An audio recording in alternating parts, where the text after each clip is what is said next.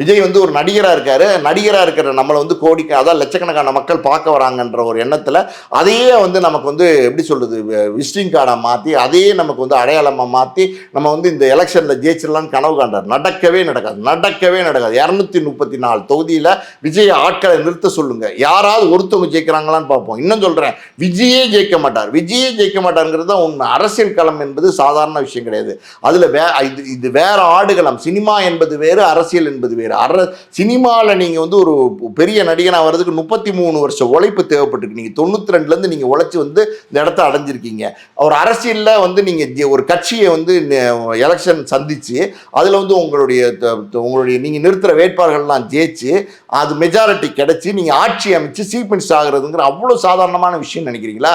கிடையவே கிடையாது. இந்த கரூர் சம்பவம் விஜய்க்கு வந்து பெரிய அனுபவத்தை கொடுத்துருக்கணும். இந்த அனுபவம் மூலமாக விஜய் வந்து இனிமே இந்த மாதிரி தவறுகளை செஞ்சக்கூடாது, நம்மளை பக்குவப்படுத்திக்கணும், நம்ம தயார்படுத்திக்கணும் அப்படின்னு சொல்லி தயார்படுத்தணும். இனியும் தொடர்ந்து இந்த மாதிரியான சின்ன சின்ன விஷயங்களை வந்து தவறாகவே செஞ்சுட்டு இருந்தாருன்னா அவருடைய அரசியல் வாழ்க்கை என்பது டோட்டலாகவே முடிஞ்சு போயிடும்.